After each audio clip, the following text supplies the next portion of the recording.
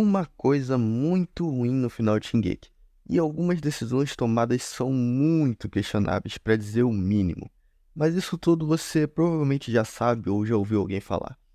Mas apesar de todas essas coisas, eu não odeio esse final completamente. Pelo contrário, eu acho que tem uma coisa boa nessa conclusão.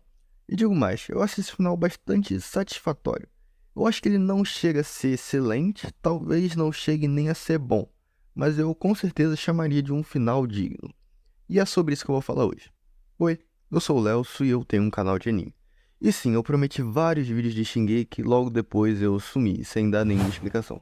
E vocês que esperaram merecem uma explicação para isso, que eu não vou dar agora para não me delongar muito aqui. Mas no final desse vídeo eu explico tudo direitinho, sem falta. Sim, eu tô terrivelmente atrasado, falando de Shingeki meses depois do final do anime e anos depois do final do mangá. Mas eu sinto que eu preciso fazer esse vídeo para dar fechamento a algumas ideias que eu tenho aqui na minha cabeça sobre essa obra fantástica, que me marcou muito e que eu acompanho com muito carinho e muito hype durante vários anos da minha vida.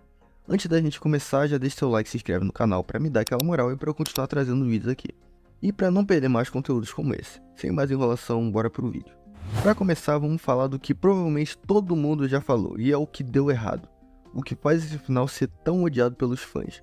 Eu vou compartilhar um pouquinho da minha visão sobre algumas partes mais odiadas. Não vai dar para falar tudo, porque senão esse vídeo ficaria gigantesco, mas eu vou me ater aí às partes principais. Para começar, a morte da Hange. Meu amigo, que coisa inútil. Não tem palavra melhor para falar dessa morte do que essa palavra. Inútil. Ela morreu para ganhar tempo para os nossos heróis decolarem no avião, que para começar só ficou danificado porque a porra do Flock surgiu lá da casa do caralho sem nenhum motivo aparente, só para atrapalhar. Só um comentário aqui, um adendo. Eu acho que as últimas palavras do Flock são bem da hora, eu gosto dessa conclusão do personagem. Mas sério, mesmo que puta problema desnecessário jogado ali em cima da hora sem nenhum motivo, só pra matar a Hange mesmo. E ainda teve a conveniência absurda do estrondo chegar lá bem na hora que eles iam decolar, enfim. Eu acho desnecessário, e a impressão que eu tenho é que o Isayama só não sabia o que fazer com a Hange no final da obra, então decidiu matar ela pra dar mais um pouquinho de carga emocional pro final. Outra coisa, a Ymir esperou 2000 anos pela Mikasa. Tá, ok. Por quê? Não sei. Não explica que ela matou Eren? Pela lógica, deve ser isso, mas nem eu tenho certeza. Isso da Mikasa ser escolhida, a única pista que levava pra isso eram as dores de cabeça da Mikasa, que já tinha sido explicado com uma outra coisa, de ser meio que uma programação genética do Zuckerman de proteger o rei. Ou seja, eu não lembro, sinceramente não sei se tem, não lembro de ouvir alguém falando que tem algum indício em algum momento da história pra Mikasa ser escolhida. Ficou jogado lá sem explicar e Isayama ainda teve a cara lavada de dizer isso só Ymir sabe. Pô, com todo respeito, mas vai tomar no cu com essa explicação, isso não faz o menor sentido, isso é uma preguiça do caralho. Ele pegou e enfiou lá uma explicação ruim pra um bagulho que não faz sentido. E, pô, pessoalmente eu não gosto nada dessa parada da Mikasa ser escolhida. Outra coisa, o Parasita.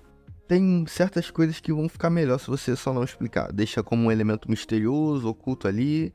Mas não dá pra você fazer isso quando você coloca uma criatura pré-histórica, gigante, bizarra, como um dos antagonistas finais da obra. Quando você faz uma coisa dessa, você tem que explicar que porra é aquela. E além disso, ainda tem aquelas que o Parasita transforma os últimos Edianos em titãs puros, que era pra ser um momento muito emocionante, mas no final isso é revertido, sem nenhuma grande consequência daquele momento dele transformando o pessoal em titã. Então foi inútil, ficou ridículo mesmo, não faz sentido.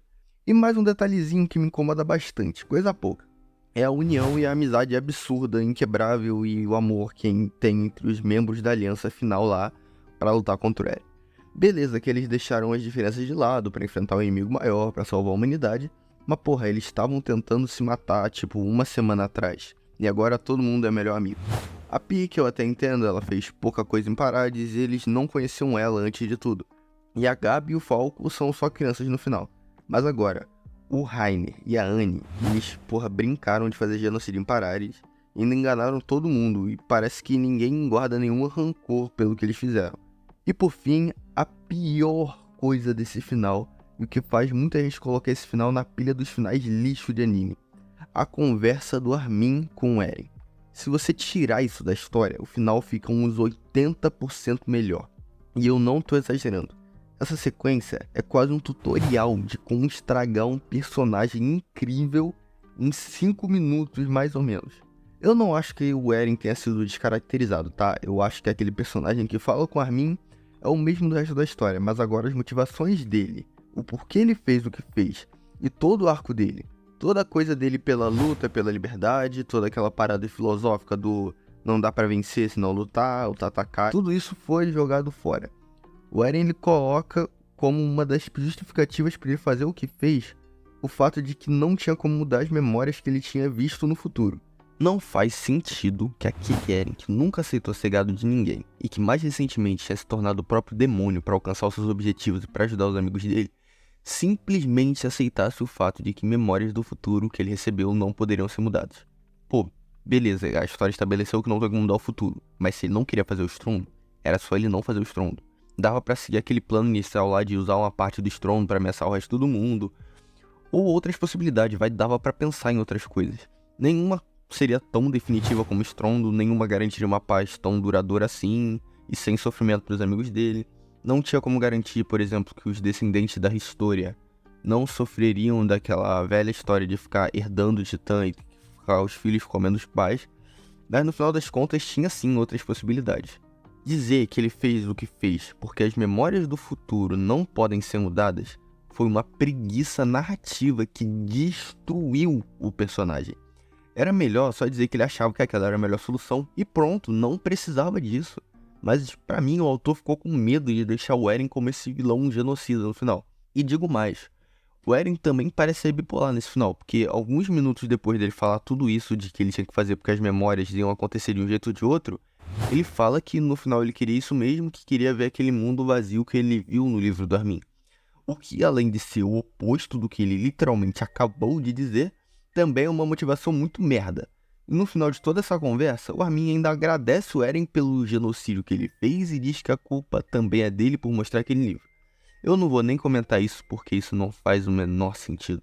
E ainda tem uma das piores cenas já desenhadas por um mangaka na história. O Eren, que até 2 episódios atrás era um cara muito fodão, caído no chão chorando, dizendo que não queria que a Mikasa encontrasse outro homem e ficasse presa a ele por 10 anos pelo menos. Eu até entendo isso de querer mostrar que o Eren não queria morrer, mas porra, isso pegou muito mal. E de novo, o Eren mostra que não sabe se quer ou não quer fazer o que ele tá fazendo. E eu não vou nem comentar que esse romance entre Eren e Mikasa é muito mal desenvolvido.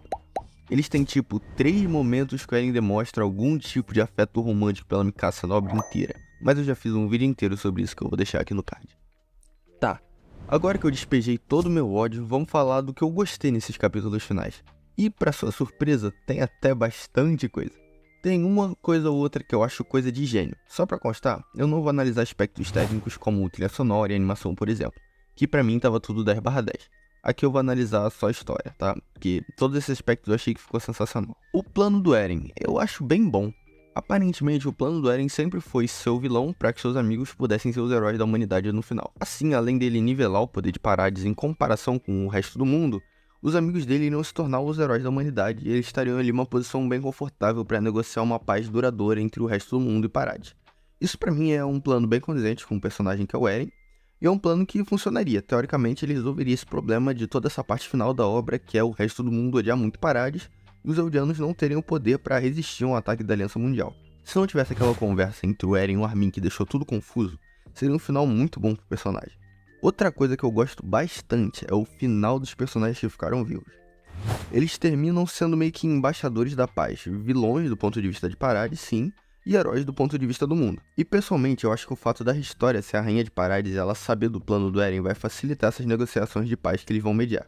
A conclusão da história eu acho muito boa.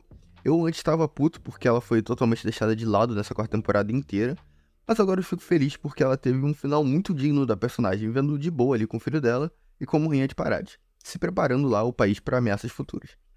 A History é minha personagem favorita de Shingeki, e quem acompanha o canal sabe que pra mim só faltou uma coisa pro final dela ser perfeito, é só você assistir o vídeo aqui no card. E o final do Levi eu não odeio, mas também não amo. Mas também é um final muito digno dele, que é uma aposentadoria tranquila ali em um copo de refugiados. Ele merece um descanso depois de tudo que ele passou. E por fim, o final geral do mundo de Shingeki, que é a forma como o mundo fica depois dos acontecimentos da série.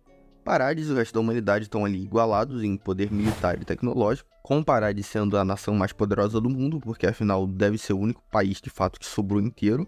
O poder dos titãs desapareceu e esse mundo de Shingeki virou basicamente uma versão paralela do nosso mundo normal.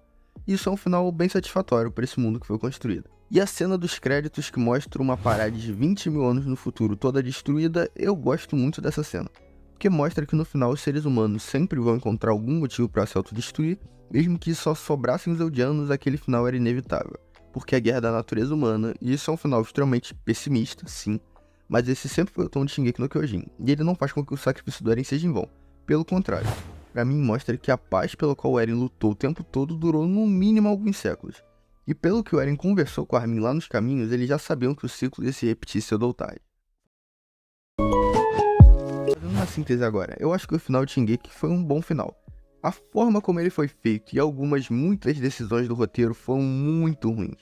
Eu não acho que isso chegue a estragar totalmente o final, e eu acho que passa muito longe do final estragar completamente a história de Shingeki no Kyojin, que pra mim é uma obra-prima. Apesar desse final, ainda é meu segundo anime favorito de todos, só atrás da obra-prima que é Fullmetal Alchemist Brotherhood. Se você gostou, por favor não esqueça de deixar seu like, se inscrever e comentar sua opinião sobre tudo que eu falei. Com certeza tem muita coisa que eu não falei e muita coisa aberta para debate. Agora as explicações que eu prometi. Eu passei por alguns problemas extra YouTube, tá? Eu perdi um pouquinho da fé que eu tinha nesse canal por algum tempo. Só para esclarecer, eu estudo e trabalho, então eu não tinha muito tempo de sobra para ficar trabalhando no canal, não tinha como não tenho. Isso me desmotivou bastante, porque basicamente para fazer um vídeo longo como esse, era uma noite mal dormida e uma noite virada. Tipo, geralmente era meu final de semana. Mas eu decidi continuar tentando, eu vou tentar voltar a uma frequência de vídeos boa, melhor do que a que eu já tinha, que afinal nunca consegui manter bem uma frequência. E você pode me ajudar. Eu tô disposto a dividir esse canal com alguém, então se você sabe editar bem, ou acha que tem uma boa voz ou dicção pra narrar, se manifeste nos comentários pra gente conversar. Por hoje é isso, obrigado por assistir até aqui e até a próxima.